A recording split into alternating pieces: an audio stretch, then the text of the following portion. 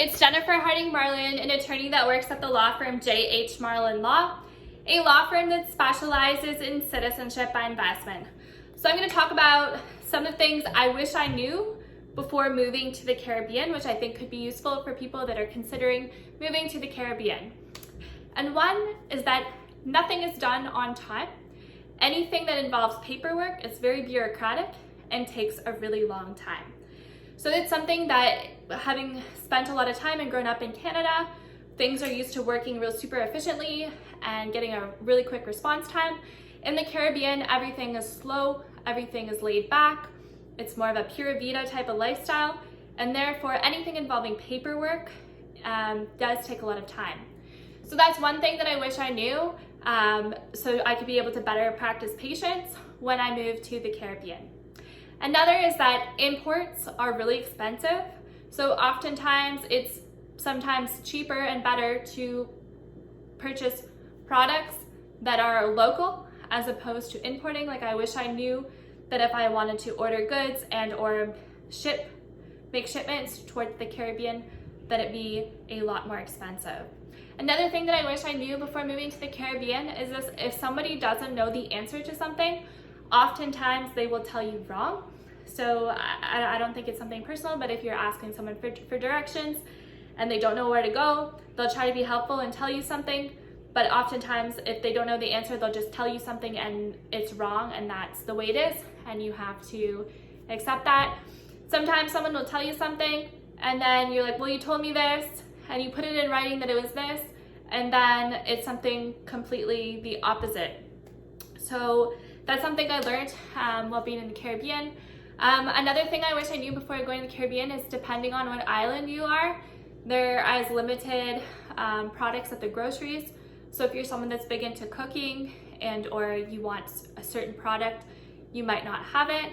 As well, grocery shopping on certain days, it's better to grocery shop on specific days of the week, because that's when anything that requires imported, when they receive a shipment, then they will have all of the products, as opposed to if you come a few days later or a few weeks later, then they will no longer have those specific products. So I wish I had known that before moving to the Caribbean, so that I could anticipate and sort of plan more when I would do shopping and ensuring that I have products.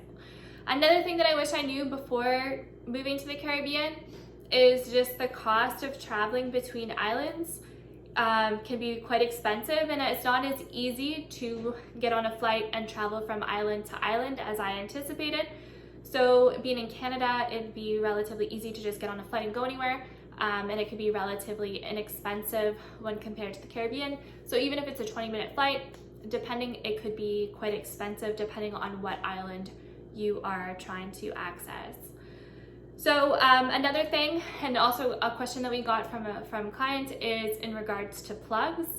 So depending on what island in the Caribbean you're going to, like if you're going to some of the French islands, they will have a European plug, versus some islands will have a mix of electrical plugs that are both like the American Standard style versus another type of plug. So depending on what island you're intend to move to, you might have different plugs, and especially if you're traveling from island to island, you might want to have an adapter so that you can change the plugs.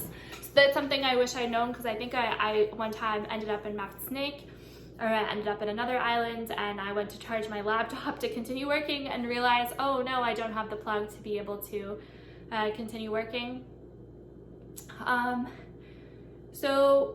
Sometimes, depending on the island you are, knowing if it's a good area for electricity, a good area for internet, and a good area for water. Also, as well as knowing if certain beaches and certain Caribbean islands are subjected to sargassum, where you get a seaweed that comes up on a yearly basis on the beach, which if you're like excited that you're interested in living on the beach, and then you find out like 2 months of the year there's sargassum on the beach, like those are things that I sort of wish I knew before I decided to make the move. Luckily, I don't live in an area where that happens, but these are just some of the things that you might want to keep in mind that I experienced that I had wished I knew knew before moving to the Caribbean. All the best. Bye for now.